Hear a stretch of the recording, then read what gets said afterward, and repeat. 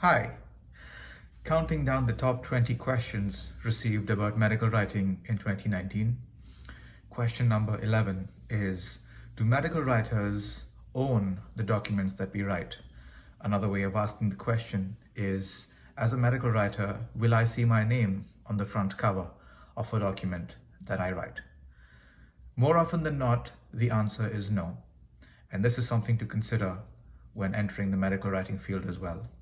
Especially for those of us with a background in academia, this can be a difficult scenario to fathom, where we might work for days or weeks on a document and yet we don't get to see our name as the author.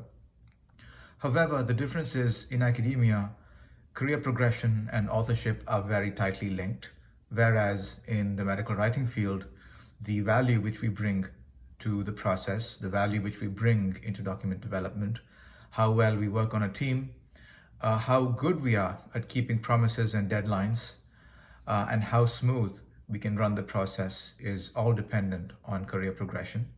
So authorship alone is not a determinant of career progression in the medical writing field, so it doesn't matter as much. However, it could matter to individuals at a personal level that they might work on something and not get to see their name on it, which is why I always include this as an interview question whenever I have an opportunity to interview junior medical writers, is to ask them how they feel about working on something and not seeing their name on it. Of course, there are occasional projects, perhaps a white paper here or a poster there, where the writers do get to put their name on it, but for the most part, medical writing is a service-based discipline where we work on documents for others and we don't often get to see our name on it.